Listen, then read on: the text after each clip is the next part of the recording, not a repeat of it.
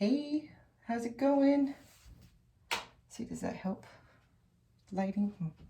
I don't know. Anyways, I posted my last video about some of my testimony, and I got a lot of people saying that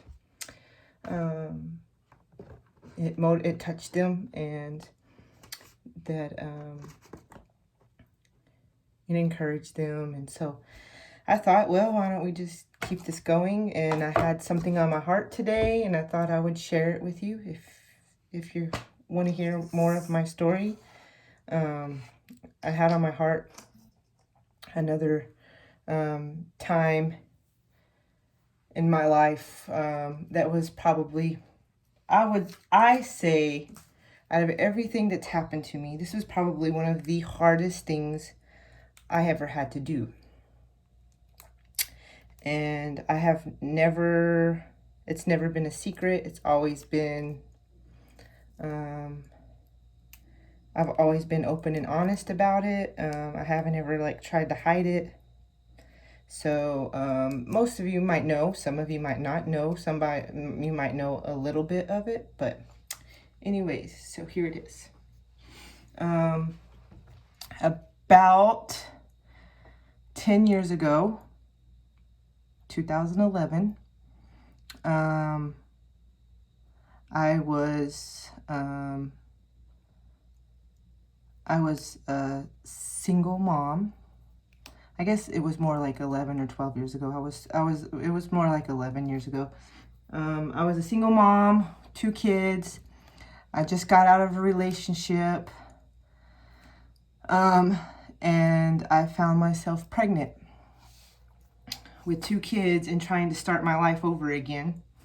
I wanted to go to nursing school. I wanted to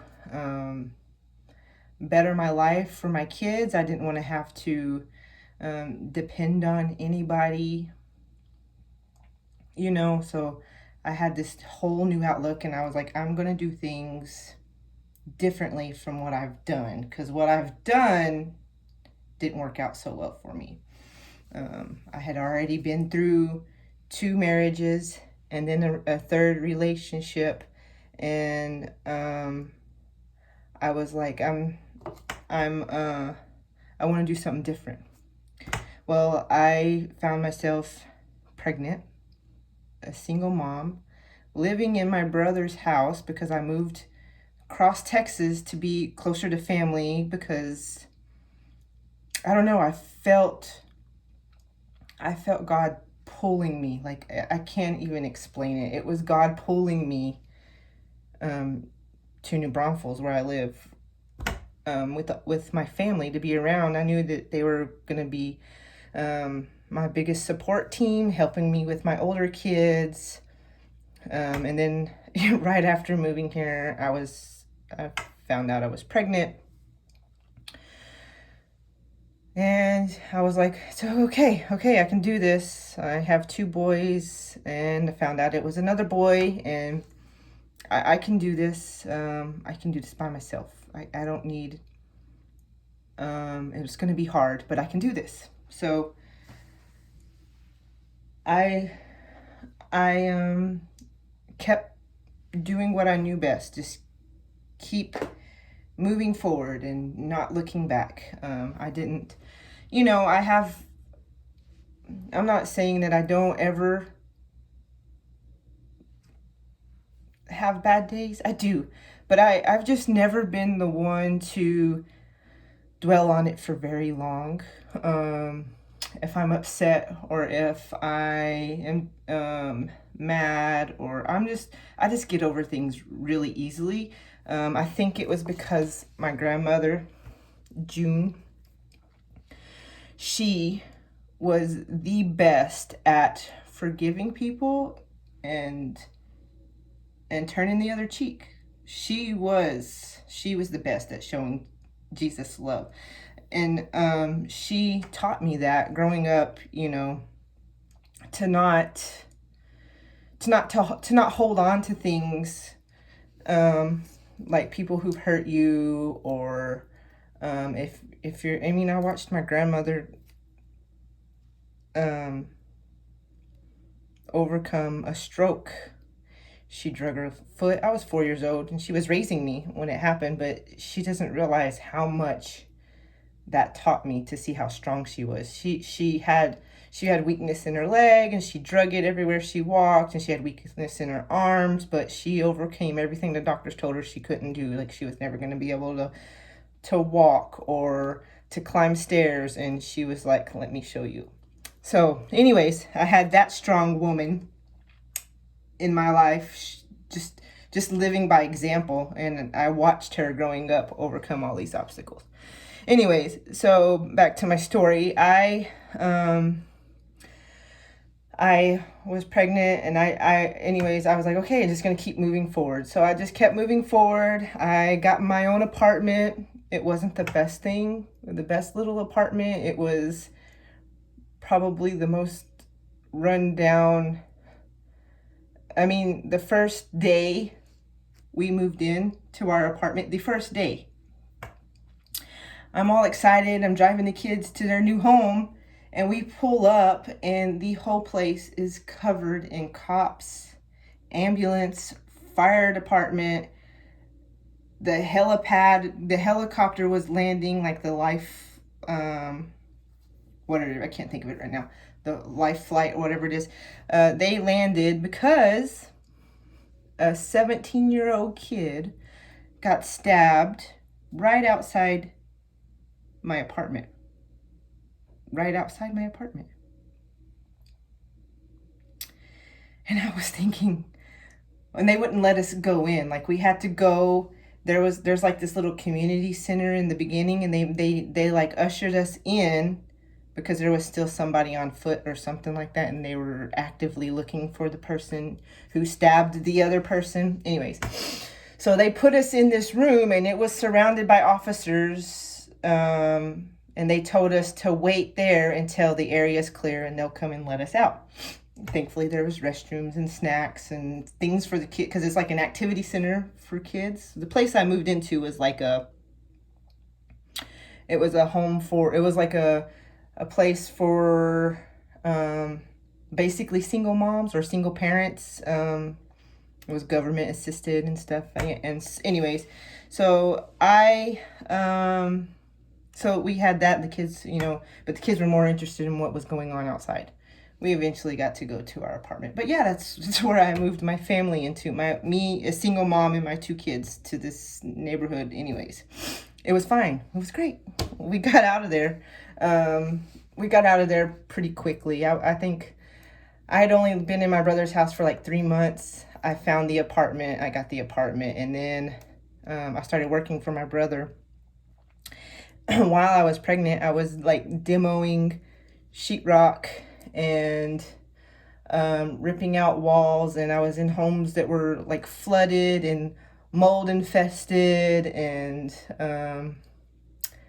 yeah, I remember I was like 8 months pregnant, and I was loading the back of a truck with a water heater that hadn't completely drained yet. Yeah, all by myself. I just rolled it down the driveway, and then the driveway was kind of sloped, and I backed the truck up, and I just like kind of rolled it in. I'm a pretty strong girl, so I rolled it in, picked it up, put it in. Anyways, I was working pretty hard. I remember I got to a point where I was in an attic, and I was having to paint this stuff on the studs where there was mold, and it's like to kill the mold. And anyways, and I couldn't reach because my belly had gotten so big, and I couldn't lean over and reach.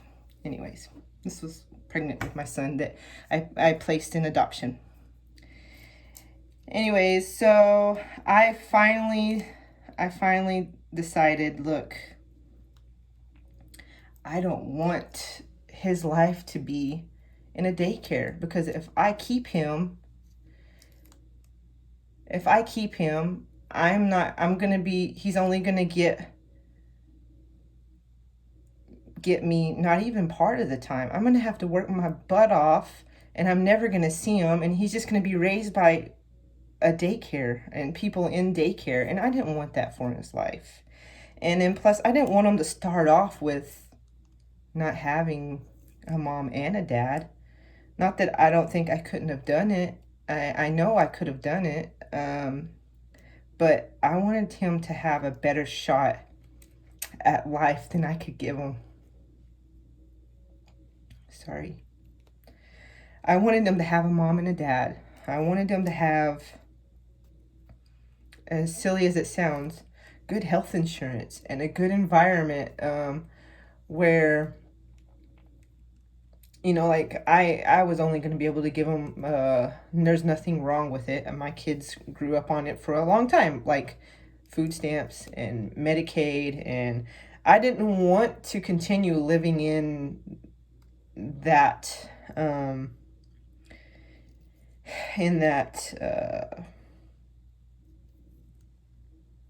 you know, I didn't want to continue living with assistance. I wanted to be able to do it on my own. And I knew that the only way I was going to do that is if I found a better way for me. And placing Levi, or my son, into a family that could provide that for him, my number one thing was, Lord, I want him to have the same morals and values that I grew up with. And Lord, I don't want to lose connection with him. I want to be an active part in his life. And Lord, whoever this family is, because I had no idea who it was going to be, whoever this family is, that is, if I'm going to do this, Lord, because I wasn't sure. I wasn't even sure I could do it. I was like, if I'm going to do this, Lord, I want them to be open to an open adoption, like a very open adoption, like where I can call him and he can come visit me and I can go visit him. And I know it sounds ridiculous. I know it sounds like, you know, like it sounds impossible. But I knew that my God could make it happen. So I was praying and praying and praying. And I think, and this was in, you know, the beginning of my pregnancy, I prayed about it and I was thinking about it. I hadn't made a decision yet. And so I think I was about 4 months pregnant. His dad told me I can't do it, you know, because we were trying to have a long distance relationship and try to make this happen for the baby. And I really don't think that he truly thought it was his baby, because it was kind of like just, I don't know, it's like a fling. I don't know. It was just a one night stand kind of thing, or it wasn't really a one night stand. But anyways, all that. And so one night I was praying. I remember in my crappy apartment, I was pacing around and praying out loud. My older kids were at school, and I was praying out loud, really weeping to God. What do I do? Is there this perfect family? I didn't know. I didn't know I was going to find the perfect family. I didn't think it even existed for what I was asking for. And the Lord told me, call Chase and Charlie.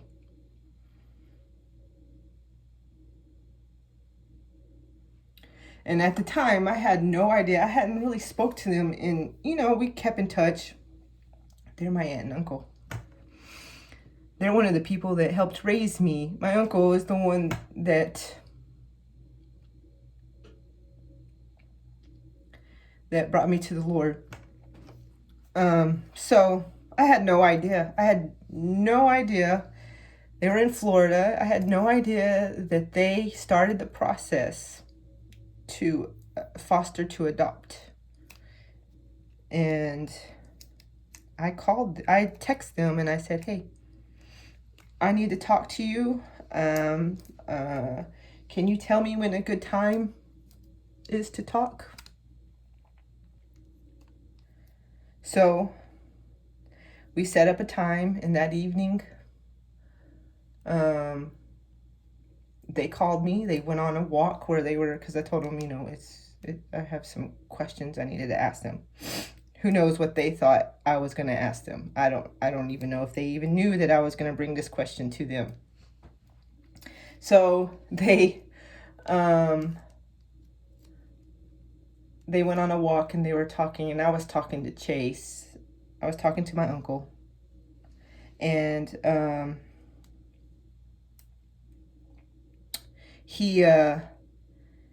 started talking to him, and I told him, look, I don't even know if I can do this, but I need to know that I have the option, and the Lord told me to call you. But I want to know that I have the option, and would y'all be interested in adopting my son, my baby? And Chase was on the phone with me, and they were walking, and he just made a signal to his wife, and she already knew what it was, and she was like, yes. And so from that moment forward, I was like, okay, well, and they never called me. They just called to check up on me. They never asked me about the adoption or if I had made a decision, and they didn't really, they just prayed for me. They didn't really,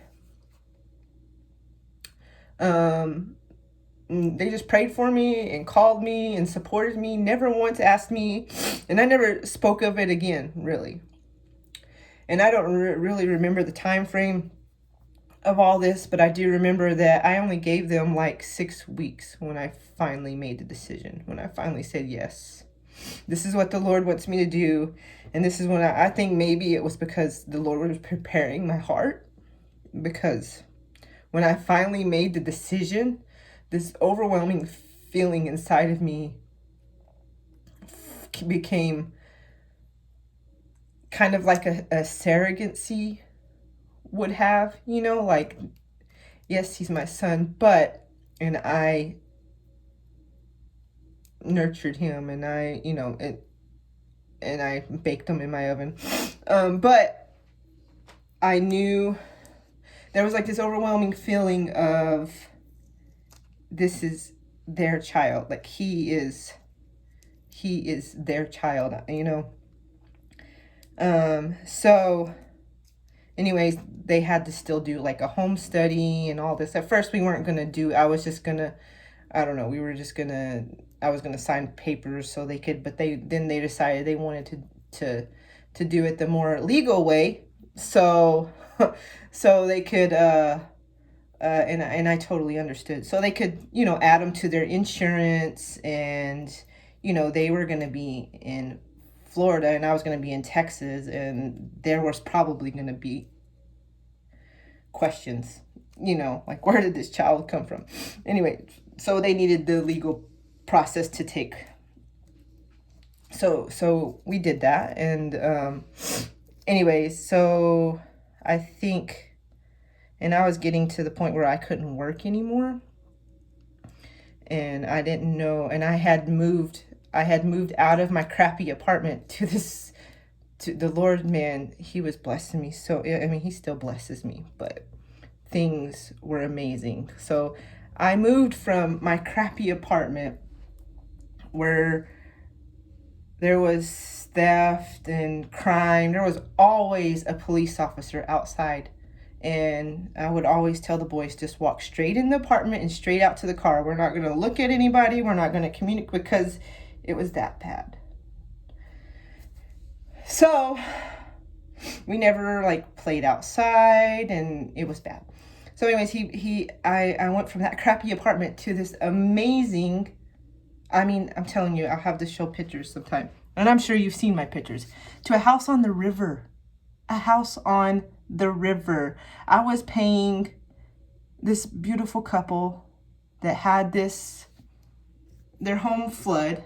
I helped remodel it, like we because I was working for my brother. We did through Crown Restoration, and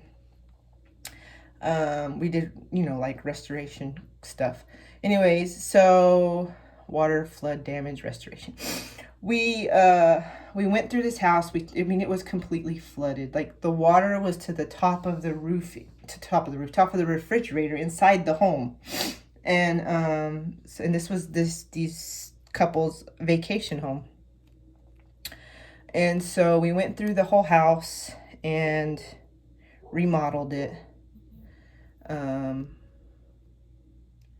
And in the process of remodeling, this house was it had like this, it was attached, and it was like the back door was around back of the house, and it was a little 2-bedroom house. It was attached to the main house, and it was a little two, it was like the perfect little house. And then there with the house came this what we called the pool room. So there was like a pool table in it, and it was like a detached garage, and it was huge. And so that came with the 2-bedroom house. And they asked me if I would be interested in renting that from them. And this couple could have asked for like where this house was and what it had to offer. They could have easily asked for, 12, probably even up to $1,600 a month for this place. They gave me that place for, they rented that place to me for $650. And that was a lot for me back then, because I was paying $49 a month for my rent at the government place. So my electric bill was more expensive than my rent at my other apartment. But I was like, Lord, I cannot, this is, I can't, I have to take it. So I took it. And so we moved into our place on the river, and things were going great. And I went through the entire pregnancy, and I worked, I think, up until my 8th month. And then right about that time,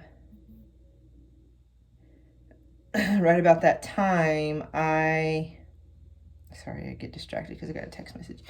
Right about that time, I quit working, and I was stressing out because I was like, I don't know how I'm gonna pay my rent anymore. Well, and I hadn't told my aunt and uncle yet that I wanted them to adopt. I don't think. Maybe I had. I don't know. Anyways, so, or I had just told them, yeah, that Anyway, so, and the Lord was blessing them on their side. They were able to get their home study done like instantly. It usually, and the guy was like, this doesn't ever happen. Like, it doesn't happen this fast. And they were able to, and then people were coming to them with checks and saying, we have been saving our money, like our tithe offering, and we've just been praying, Lord, where do you want us to put this money? And she's like, the person said, I don't know what you have going on in your life or what's going on right now, but the Lord told me to bless you with this offering, with this tithe, with our, so, and it was the money to pay for the homestead. And then there was just people after people after people just saying basically the same thing. I don't know what you got going on in your life, but God told us to give you this. And it was check after check after check. And so then I was able to get my rent paid for while I was on maternity leave, basically, and all of my bills paid for. And the Lord was just blessing me left and right, and it was an awesome time. It was just watching the Lord bless me through this, because I took a step of faith and listened, and I was like, this is what the Lord wants me to do. So anyways, the adoptive family came. She's a homeschool mom. She brought all of her kids, and they drove down from Florida and brought all of their homeschool stuff, and they piled up in my house, my little 2-bedroom apartment, or not apartment, my little 2-bedroom house on the river. it was big enough that we could all spread out. There was like a little living room and a dining room and the kitchen and two huge bedrooms. So we just blew up air mattresses, and it was, it worked out great. Anyways, so she came and stayed with me. Her and her family came and stayed with me that whole time. She took me to the hospital, and she was there whenever he was born. She got to cut the umbilical cord, and his siblings were there for his birth and got to be there when he came home. And her older kids helped with my kids, and they were helping me take my kids to school, to and from school, and they helped me with paying my rent, and I believe I was probably still getting like food stamps, so I bought all the groceries. And anyways, it was just a major blessing to have them there. And then the time came when he was born, and she was there at the birth and got to cut the umbilical cord. And then I remember in the hospital, everybody left because they give you, the birth mom, like 72 hours to make the decision. And we had to tell them that this was an adoption, and she was the adoptive mom, and I was the birth mom. Of course I was the one. Anyways, so I remember, so Charlie had left the hospital, and I wouldn't let them take Levi to the nursery. I wanted him with me. And I remember I was just sitting there holding him in my arms. And I know y'all have probably seen the video of the mom sobbing and crying to her child that she was about to place. That was me. I didn't think to video it. I wish I would have.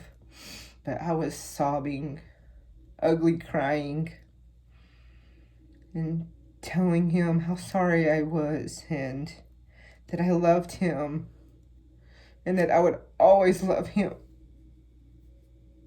Sorry.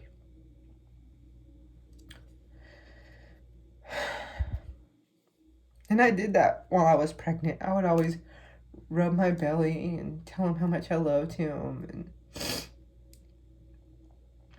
And it was so hard. And then they came in with the paperwork for me to sign at the end of the time. And I still had, it was for hours I was sobbing with him in my arms. And they brought the paperwork, and I filled it all out, but I didn't check the box that said this baby, is going to be placed into adoption or whatever. I didn't check the box because that means this was it. That was, this is me officially saying I am no longer his mom.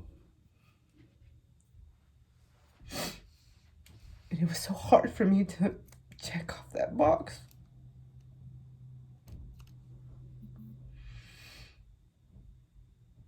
So I'm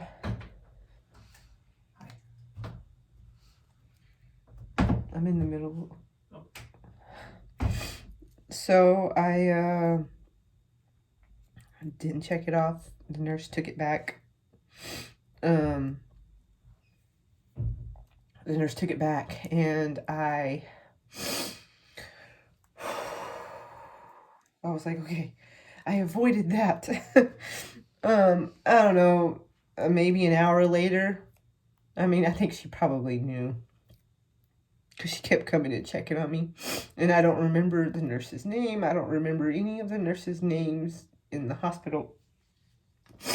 I did hear that the hospital I delivered at were pretty ugly to people like me placing a baby.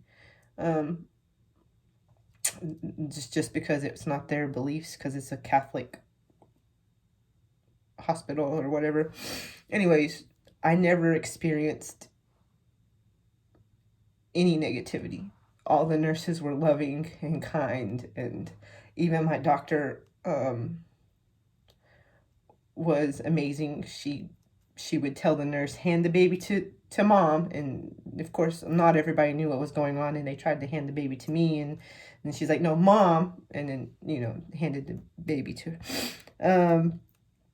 Anyways, so then she came back in and she's like, I'm sorry, asking, wasn't he going to be placed? And I said, yes. She's like, okay, well, I need you to check this box and sign right here. And I said, okay. And I guess she could see the tears in my eyes, and I'm still holding my baby. I knew it wasn't going to be the last time I saw him. I knew that we had agreed on an open adoption, but I knew things could change. And it was just so hard for me. So I finally did. And I set it down upside down so I didn't have to keep looking at it on the little bedside table. And anyways, she came back in and got it, and it was fine. That wasn't an official, that was a document that needed to go into play. Anyways, so and then after my 72 hours or whatever it was, 36 hours, I can't remember, my aunt came back and picked me and Levi up, and we went back to my house where everybody was, and I got to have him there for I think a month. It was close to 30 days, I believe, because they couldn't cross the state line until a certain amount of time, legal stuff. And so it was amazing to be able to heal, and I had also gotten my wisdom teeth taken out, and they helped me with that, getting my wisdom teeth taken out and taking care of my kids after that, and taking me to and from the doctor and stuff like that. Anyways, so I got to heal and have time with him as an infant, have some bonding time. And I'm so thankful for that time. It meant so much to me. And then my church family and all my friends were there for me through all of it. And then when the day came for them to go back to Florida, I had friends coming over and checking on me. I actually had a friend come and take me and the kids to Chick-fil-A to go eat, so we didn't have to see them leaving.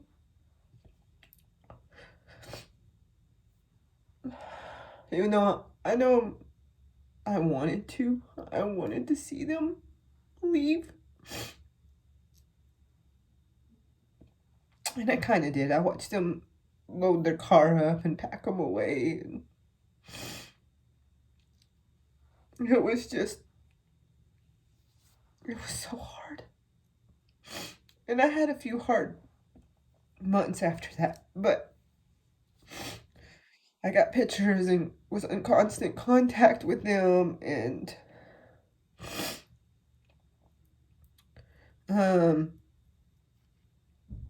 it was but it was all God. God had a plan, and things are awesome. We have a very open adoption. He calls me Kiki Mom. My nickname is Chrissy, and it's that's where Kiki Mom came from. So I have my own very special name, and I get to go visit him, and they get to come visit me, and we like FaceTime and call and text and all the time, you know, anytime. It's open, and um just like any of my other kids can call me and text me, or just, you know, he can't just come pop in my room, but he can just pop in if he wanted to on my phone and call me. And he has an amazing life. He's an uncle now. And I am just so thankful for open adoption and for the Lord giving me my wishes, because I don't think I could have done it if it wasn't for. And who knows, I mean, where I would be now and what struggles we would have gone through and who he would be, you know. And I know that the Lord can redeem me from all of the struggles that I had, and I might have not had struggles, but you know, this was Lord's plan for his life and my life, and it's an amazing testimony, and he loves it. He loves to tell his story. I love to tell his story. And I think that he is with the parents he was supposed to be with. They're perfect for him, and he has never had to go to daycare. He's always had his mom and his dad, and they're both amazing, and they give him all, you know, all, they have the same morals and values as I did, and you know, he's getting the same kind of upbringing that I wanted him, that I try to do for my family. I think that they probably do a better job than I do because you know, I'm only human, and I blow it a lot with my own kids, but I just think they're awesome parents, and I hope that one day I can be somewhat like them. But anyways, I'm sorry for crying. I'm not a crier. I don't cry in front of people, but I just cried in front of all of y'all. It's an amazing story. It's God's grace and love, and it's all him. It's the whole thing. There's more to the story, but throughout every single step of the way, God was there to comfort me, to guide me, and answer me. I got my answers. You know, and so you know, through the hard times and the struggles is another time I draw close to the Lord, and he answered me. I just cried out. He met me where I was. He everything that I put on my list, he delivered. So if you're going through a hard time and you need guidance, I highly suggest getting in the Word. You don't have to have a special formula to pray. I always say it's just conversation with God. Tell him your heart. And it doesn't have to be a specific formula. You just tell him, and he'll meet you. He'll answer your prayers. He'll give you your heart's desires. And sometimes he doesn't give you exactly what you think you needed, but he'll give you what you need. And then you find out, and then you're like, oh yeah, if I would have done that, it would have been terrible. It wouldn't have been as great as this. So I hope that encourages you, and sorry it was so long. But hey, if you sorry. If you want to hear more, I'm probably going to keep doing this. Anything that's on my heart, I'll just post them. I need a name for my channel. What should my name be? I have no idea. I was thinking about grace-filled life? I don't know, because my whole life is full of grace. And I don't know. We'll have to think of a name. If you can think of a name, comment below with a name. Subscribe to my YouTube channel. Ooh, yeah, I'm going there. Because I'll probably post some more videos, and I'll what's on my heart for the day or the week or something. Maybe it encourages you too, to know that you're not out there alone, and that the Lord will bless you in every situation. But so like, subscribe, comment below.